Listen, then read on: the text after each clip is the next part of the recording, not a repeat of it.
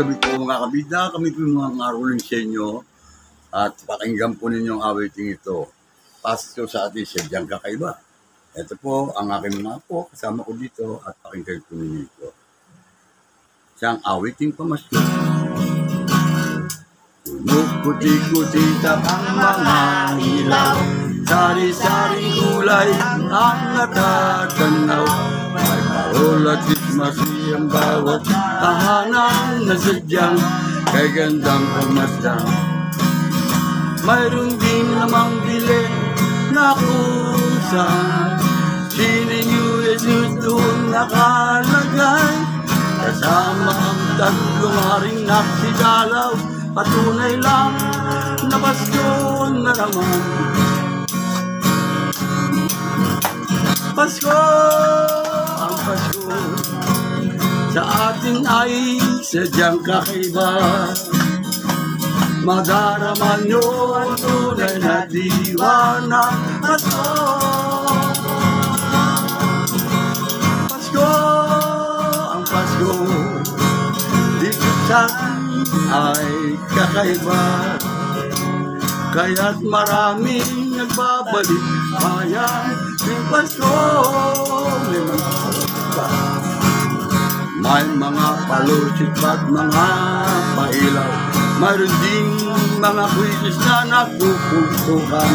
At ganito kung salubungin ang kapaskuhan dito nga sa ating bayan.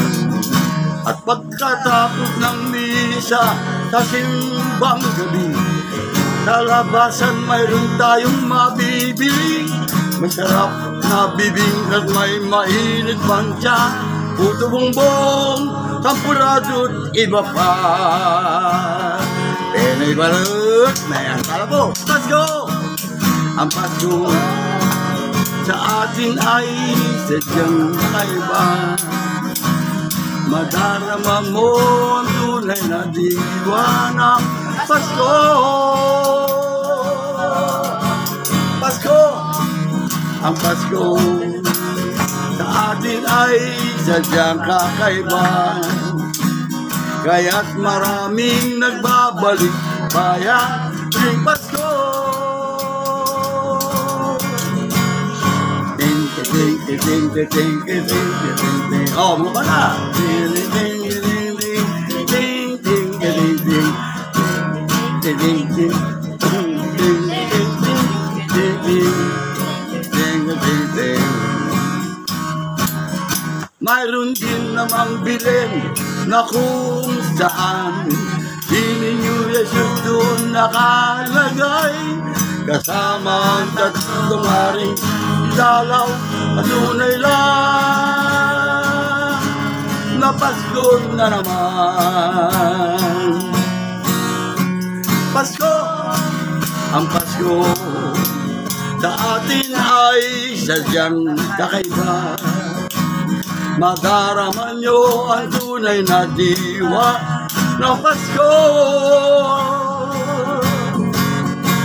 Pasko, ang Pasko sa atin ay sadyang kakaiba. Kaya't kami naman ay bumabati ng maligayang Pasko. Maligayang Pasko. Maligayang Pasko.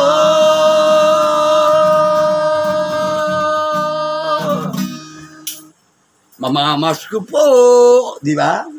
Tagot! Ano? Ayaw niyo yata mamasko. Nangarolin po kami mga kabida. At yan po ang aming awitin na ginawa ko po para sa inyo. At ang susunod po rito ay ang pasasalamat. Damhin nyo ang lamig kasi muli naman ang Pasko'y malapit na naman dumating. Sa bawat tahanan ay inyong mapapansin mga ilaw na may iba't ibang kulay. Lahat. Parol at Christmas tree sa gisag ng Pasko.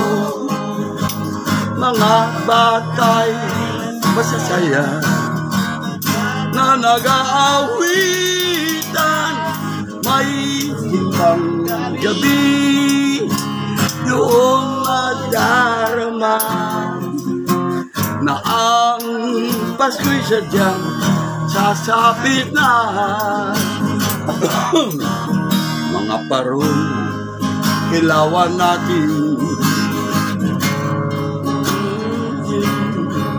sabitan natin ng sari-sari, mga candy. Laruan pamasko, iba't ibang pamaginado para sa mga bata na mamamasko. Lahat parol at Christmas tree sa gisag ng Pasko. Mga batay masasaya na nag-aawitan, may simbang gabi, doon madarama na ang Pasko'y sadyang sasapit na. Maligayang Pasko sa inyo.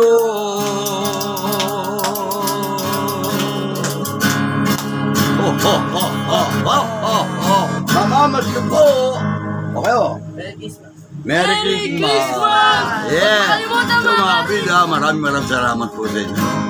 At narinig po ninyo ang aming awiting ito. Ayan o, may naglaglag o. Tingnan mo kung magkano. Ayan o. Salamat, salamat, marami kong salamat sa aginado sa inyo yung natanggap. Ang inyong pagtulong lalo ng daming mahirap, higit na pagpapala ang aming matatanggap. We wish you a Merry Christmas. We wish you a Merry Christmas. We wish you a Merry Christmas and a Happy New Year. Takbo, takbo, may malaking aso. Mga bata, mag-iingat tayo.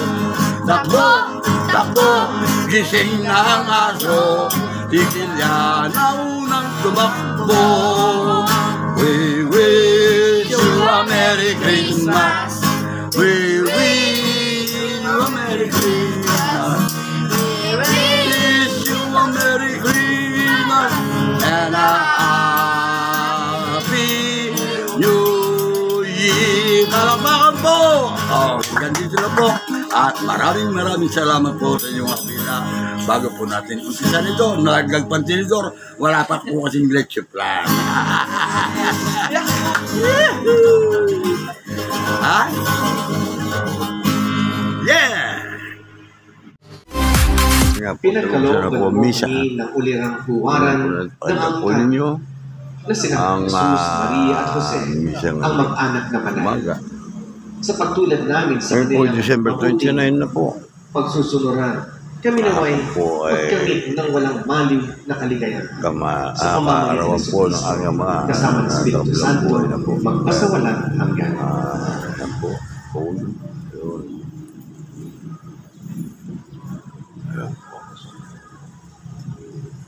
Folder. Kinsan ko po yun. Baby. Pagbasa mula sa aklat ni Sirach. Ang mga ama ay binigyan ng Panginoon ng kapangyarihan sa mga anak. At iniutos niya na sundin ng mga anak ang kanilang ina. Ang gumagalang sa kanyang amay, nagbabayad na sa kanyang kasalanan. At ang nagpaparangal sa kanyang inay, parang nag-iimpok ng kayamanan. Ang gumagalang sa kanyang amay, paliligayahin naman ng kanyang mga anak. At ang panalangin niya ay agad nilingkin ng Panginoon.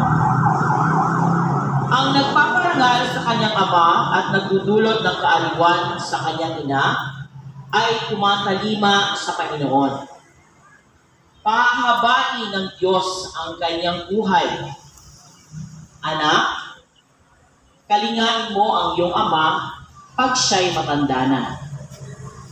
At huwag mo siyang dudulutan ng sama ng loob habang nabubuhay. Papaumanhinan mo siya kapag nanlalabo na ang kanyang isip. Huwag mo siyang lalakas-tanganin ngayong nasa kasibulan ka na ng iyong lakas. Ang paglingap mo sa iyong ama ay di makakalimutan ng Panginoon. Yan ay magiging kabayaran sa iyong mga kasalanan. Ang salita ng Diyos. Salamat sa Diyos.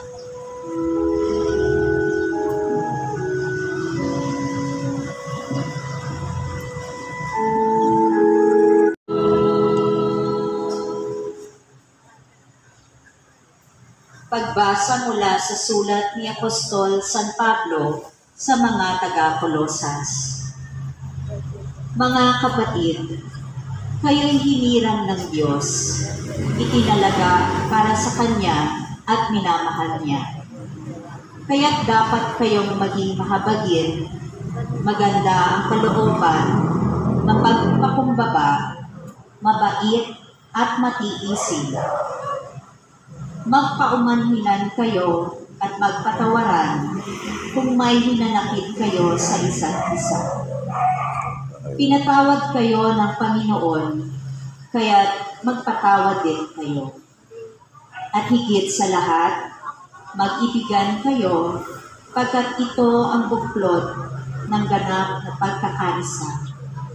At paghariin ninyo sa inyong puso ang kapayapaang kaloob ni Kristo, sapagkat ito ang dahilan kaya kayo tinawag upang maging bahagi ng isang katawan. Magpasalamat kayong lagi. Ang mga salita ni Kristo ay itanim ninyong mabuti sa inyong isip. Magpaalalahanan kayo at magturuan ng buong kaalaman. Umawit kayo ng mga salmo, mga himno, at mga awiting espiritual na may pagpapasalamat sa Diyos.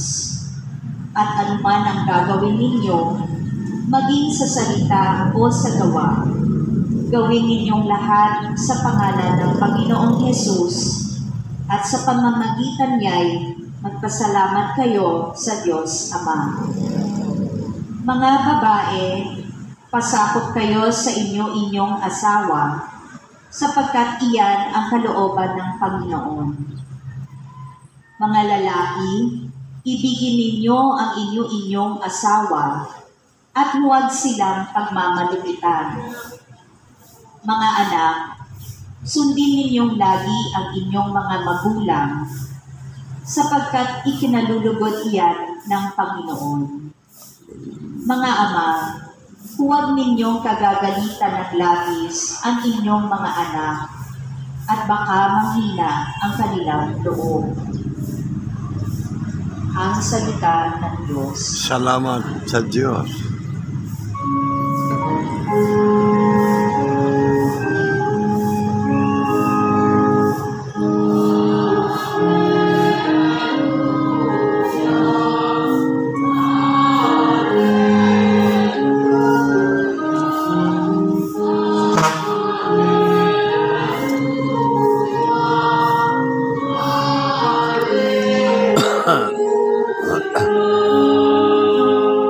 Tayo pong lahat, kapayapaan ng Kristo, salita niyang totoo, naway manahan sa inyo.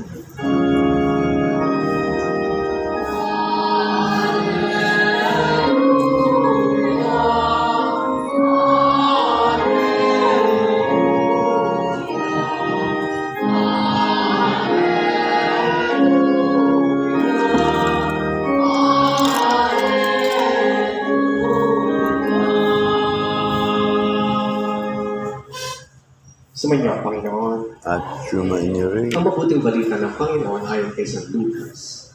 Puri sa iyo.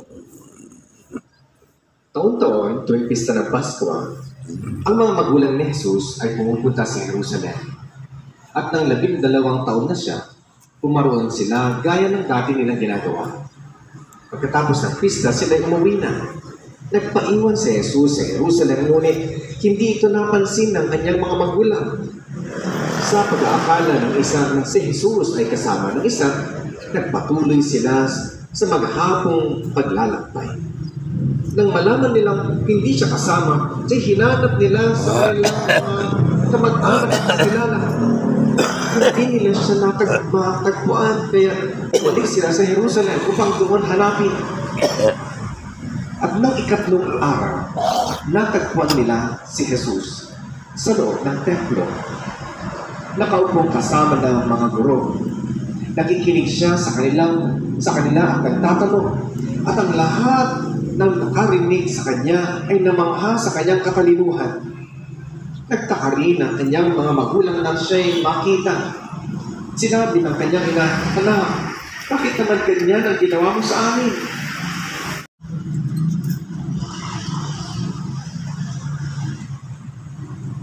Ang mabuting balita ng Panginoon.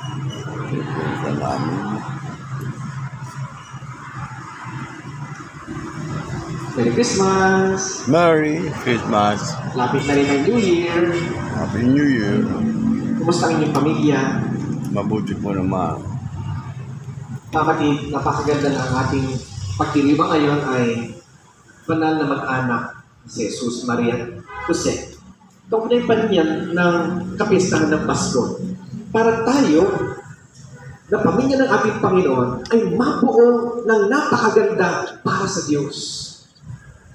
Kaya nga ang Panginoon dumating dito sa lupa para ang mga tao kanyang natatnan ay matutong maging tao at maging miyembro ng pamilya ng ating Panginoon at matuto sila sa tamang paraan ng pagpapamilya. Basa ba, Roger? Dahil Basa. alam natin na napakahirap din buuin ng pamilya, di ba? May ticket ayuda. Nasaan? Minsan nga kahit sa mag-asawa, Check sa akin. dati sa pag-boyfriend-girlfriend, naiinis sila sa isa't isa. Habang tumatagal, naiinis na. Taga-Moras.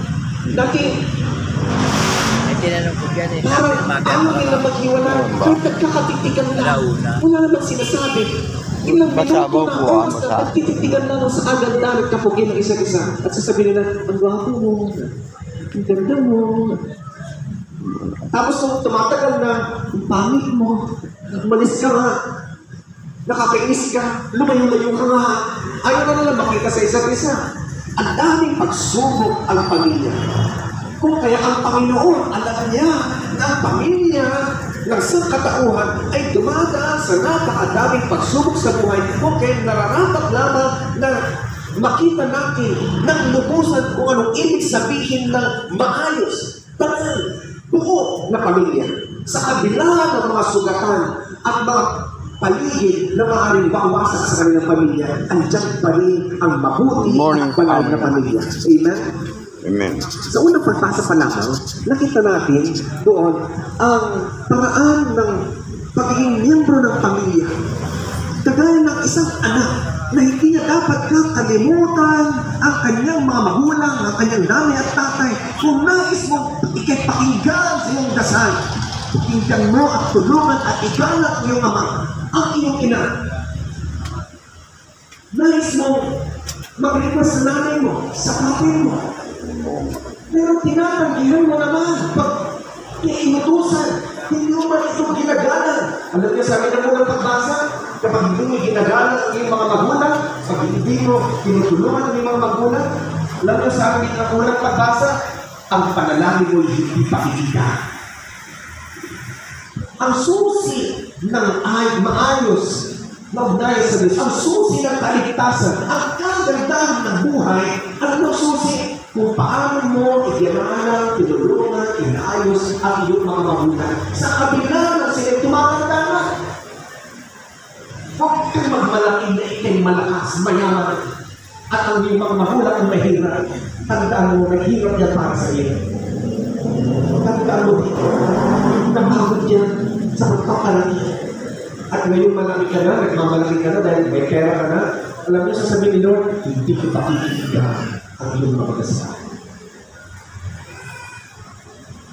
Dahil ang susi ng pakikinig ng Diyos sa mga dasal, andyan pala sa loob ng pamilya. At ang pag-asawa, pinapakita doon na the best offering, the best gift of the parents to the children is their love for each other. Ang pinakamagandang regalo ng mga magulang sa kanilang anak ay ang karamatan at pagmamahalan nila sa isa't isa. At dyan din pinapakita ang mukha ng Diyos kung paano ang Diyos ay nagmamahal. Ipinapakita ngayon ng mag-asawa ang tunay na pagmamahalan at katapatan. Amen? Kaya naniniwala ako dito sa mga nagsisimba sa kapag ni Tata doon ang mga mag-asawa dito ay tapat sa kanilang asawa. Amen? Hindi rin sila nagsisinungaling sa kanilang asawa. Amen? Sana. Dahil mga kaibigan, diyan makikita ang tunay na pag-aalaga ng pamilya.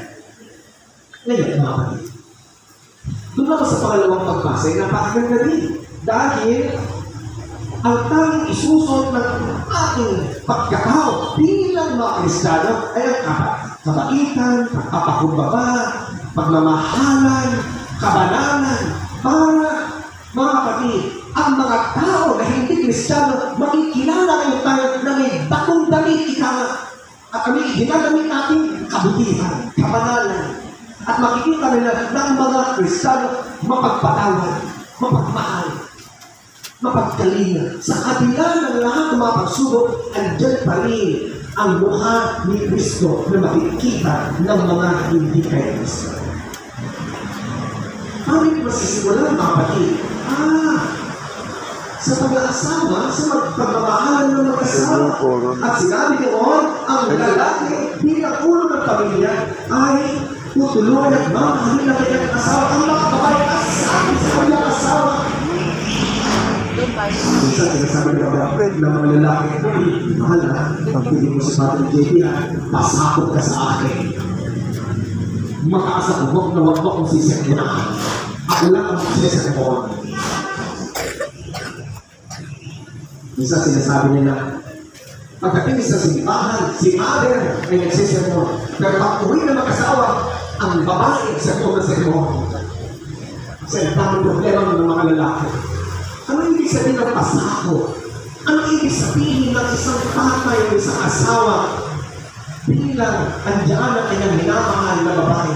Ito ay pagpapakita mga kapatid ng napakahalagang misteryo na ang lalaki ay kumakatawan kay Kristo. Ang mga babae kumakatawan sa simbahan. Ang pinagsama ng Diyos, huwag paghiwalayin ng mga tao. Pero ang mag-asawa, sila mga kapatid, ang pagpapakita nila ay ang pagmamahalan ni Kristo at ng kanyang simbahan. Kasi Kristo bilang ulo, dahil si Kristo ang ulo, tayo ang katawan. Subukan mong ihiwalay ang ulo sa katawan. Try mo lang, kahit sa sarili mo, 1 minute na, ihiwalay mo yung ulo mo sa katawan mo.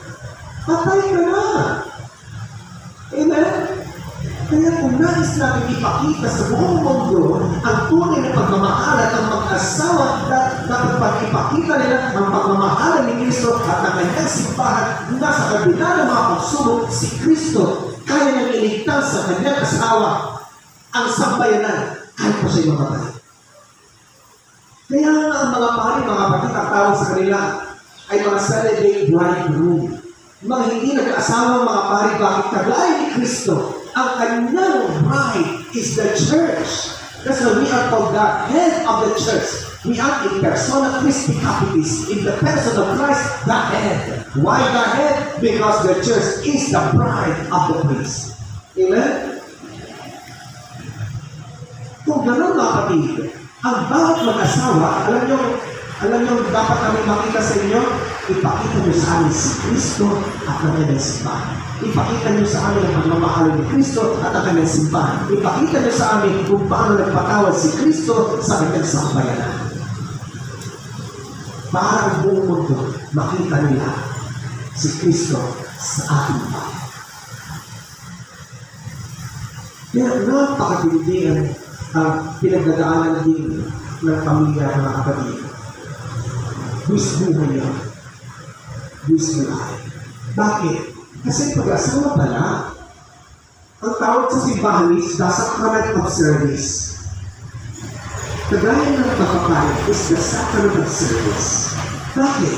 Dahil si lalaki, ang pagmamahal niya, it is self-service. Pero din si babae, it is self-service. It is service to the other. Ang gagawin ng lalaki, tutulungan niya ang kanyang asawa makapunta sa langit.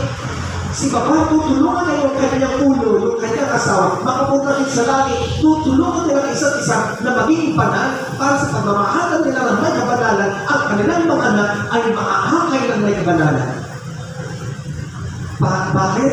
Para tayo lahat ay pamilyang banal. Ano ibig sabihin ng kabanalan? Naalaan kay Kristo. Nagbuhay natin, naalaan kay Kristo. Naalaan sa kabutihan. Maging buong pagkakama natin, naalaan kay Kristo. Yung isip mo kay Kristo yan. Bita mo kay Kristo yan. Katawan mo kay Kristo yan. Buong pamilya mo kay Kristo yan. Huwag mong ibigay sa demonyo. Hindi sa kanya yan. Nakakalungkot na kaya yung mga kasimpleng bahagi ng katawan natin, binibigay pa natin sa demonyo. Di ka alam kay Lord na yan. Hindi kay demonyo yan. Amen? Ang dami mga tao, mga kapatid, iniaalay nila kanilang dila sa kasamaan. Sa pamagitan ng pagsasabi ng kasinungalingan. Nanulog sa tao. Ang dami ka ng memory mga chismosers. Makita yung mga kakapa nila. Gusto na lang ibagsak. Ito mga indicators group. Ang itsura nila mga simahuters group. At ang dami na pumapangit group. Mabuti na lang dito sa mga nagsisimba, walang ganyan. Amen? Sana. Dahil mapalik, binubuo natin ang napakagandang pamilya ng Panginoon. Dahil ang buong pamilya ay Lord iyan. Amen. Dito sa Ebanghelyo natin, naglakbay si Maria, Jose at si Jesus sa Jerusalem para sa kapesta ng Pasko, Passover. Anong ibig sabihin ng Passover? Pag-aalay ng kordero para sa Diyos. At every year yan, inaalala nila kung paano ang Diyos iniligtas sila mula sa Ehipto patungo sa desierto hanggang sa makarating sila sa lupang pangako. Inaalala ng mga Hudyo yan. Kaya lang, pag-uwi nila, akala na isa kasama nila si Jesus. Sabi ni Maria, hindi na kay Jose yan. Sabi ni Jose, siguro na kay Maria si Jesus. Kasi nga, hiwala ang babae sa kalalaki sa upuan ng mga pagsasamba nila sa templo. Kaya pag-uwi nila, hindi nila lang. Nagulat na lamang sila na wala si Jesus. On the third day, sa wakas, nakita na si Jesus. Sa pangatlong araw, nabuo ulit ang pamilya. Nahilo ulit ang pamilya. Ang lukot ni Maria, dahil nakita nila si Jesus sa pangatlong araw. Bakit isang araw lang, hindi mo makita yung walang kinakabahan namin. Tatlong araw pa. Diba din mo kapag mga bata, pag ako'y nawawala, kinakabahan sila. Hindi na ako makita, tapos hirap pa, wala pa ako. Nasa nalaan ka lang natin. Andiyan lang yan, madilig kasi ito. Eh, sabi na kapag ako'y nawala, talagang kapag-kapag na sila. Dahil sa kanyang kamatayan sa Calvario, on the third day, He rose again. At nung kanyang muling pagkabuhay at siya'y natagpuan, ulit ang pagkabuhay. Nahinom ulit ang sugatan ang mga disipulo at nagkaroon ng bagong buhay. Kaya itong Pasko at Calvario magkaunday iyan. Ang kapamanahan at ang kamatayan ni Kristo magkaunday iyan. Nang ibig sabihin maging ang buhay natin at ang buhay ni Kristo sa aming pagkaunay niya. Ano ang sinasabi ng Ebanghelyo? Ang tunay na kaligayahan ng pamilya, hindi sa pera, hindi sa posisyon, hindi sa taas. Ano magbubuo sa pamilya? Pagkana? Kayamanan mo? Lupa mo? Yan ba magbubuo ng pamilya? Ang magbubuo ng pamilya, ayon sa banal na pamilya, ay si Jesus. May pera ka nga kung wala si Jesus, huwag yan. May lakas ka nga kung wala si Jesus, mananahimik ka na. May asawa ka nga kung wala si Jesus, hihiwala yan. kang posisyon na wala si Jesus, delikado yan. Puno-puno na ng kasinungalingan. Kaya kung nais mong buuin ang pamilya mo, may pera ka wala, malakas ka. Kaya huwag na huwag mo iiwanan si Jesus yung pamilya. Diyan makikita ang kaligtasan. Nalala ko mga kapitang ko noong kay Paris Chris sa Mungo, parang natin. Kasi sa Nabis Jubilee ba, 2000. Simula ko 2008, hanggang 2014, 6 years ako doon. Kung meron akong janitor, kagagaling ko lamang sa labas, nag-isa, nag-bless. Pagdating ko sa Morocco, sabi niya yung doktor, tinalunod ako sa sabihin, may naglakas sa'yo. Natulog ang pamilya niya, tapos may kamapalang alam pa. Ihiligin sa'yo. Yung sinabi nila ihiligin sa'yo, ay katagaling naman sa multinational lineage. Una, hindi sa mga nag-bless. Binigyan na ka ng stipend. Makapal. Hindi na tiniginan. At kung sabi na ating maintenance may ihiligin ata sa'yo. Talaga. Sige, kausapin ko na lang. At nakita kayo makikita papayan. At di pa nagpapayan. Tapos, kung nakita ko na ang nanay, sabi-sabi, Father!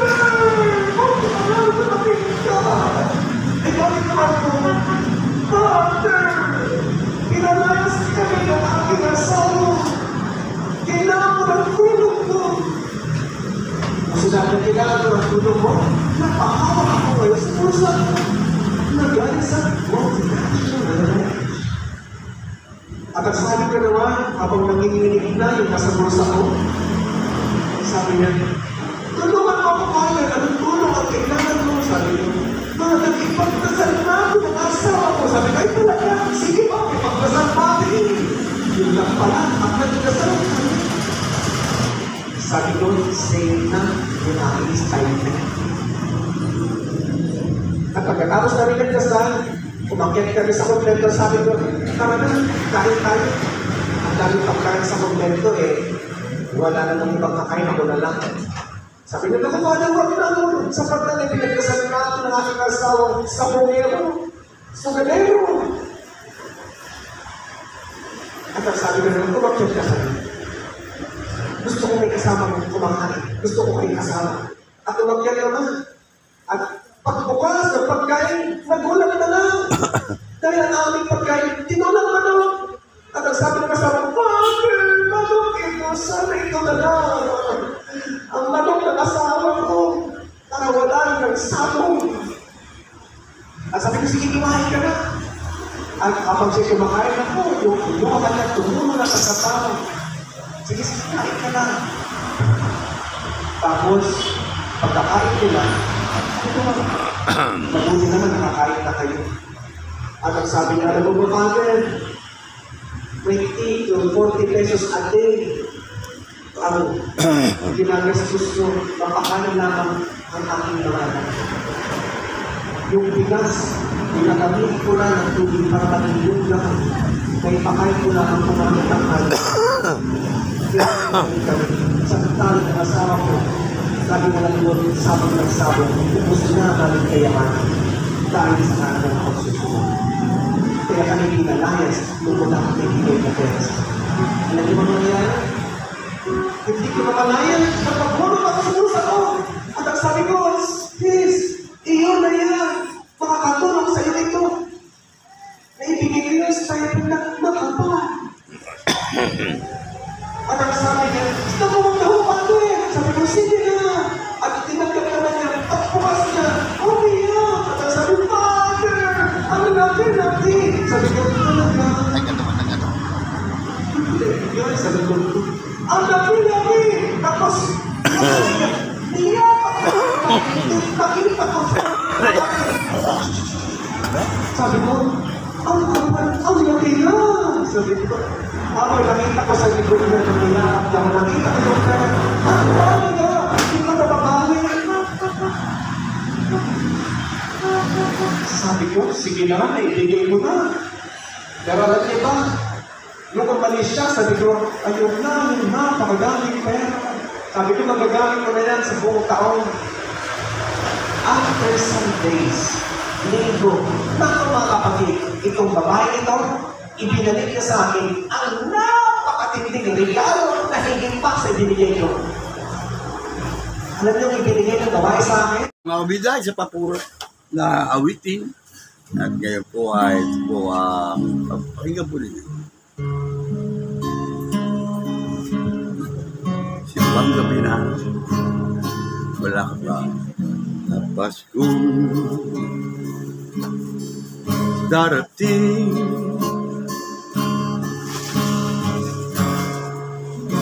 Nais kitang makapili, ngunit wala ka pa aking ilil.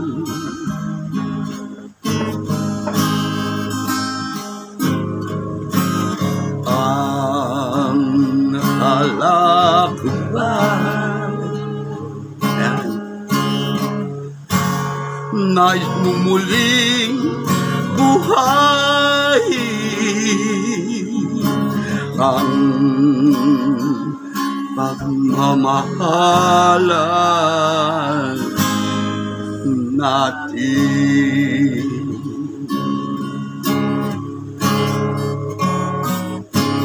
Ngunit simbang gabi na'y wala ka pa.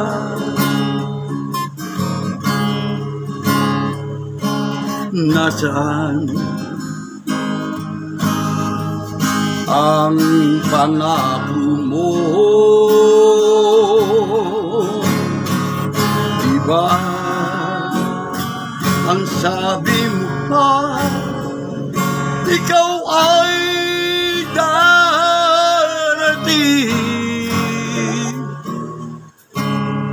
ngayong Pasko.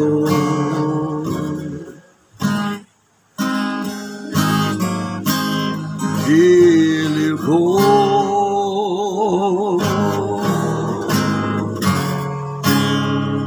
ngunit bakit hanggang ngayon di ka pa dumarating? Ikaw ba'y may tampo pa rin sa akin?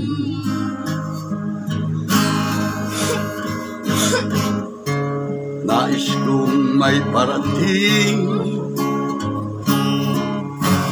sa'yo, aking giliw, na ang mahal ko ikaw pa rin.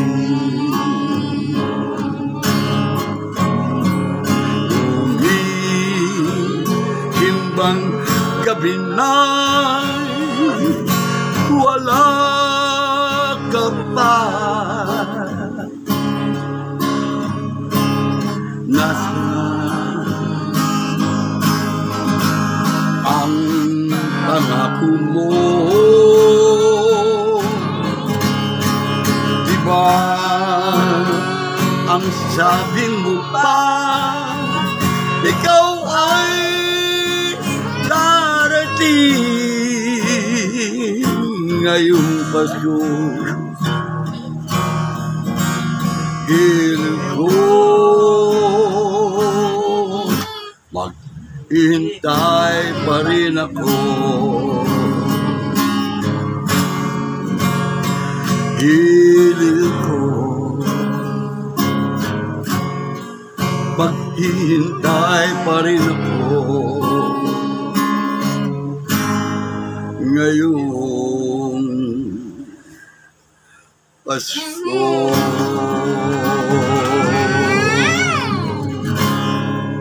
Thank you! Yan po, mga kabida, ang handog namin para sa inyo na awiting pamasko na gawa po ng lingkod at kabida Nilo Jeff Hernandez, at inawit ko po at kakasama po ang aking mga kabida Jillian, Hey, Gillian, kabida James Brand, Kawai, at si kabida Jefferson. Magsalita, ayan, Merry Christmas po sa inyong lahat. Mamamat ko, ano, sasabihin nyo?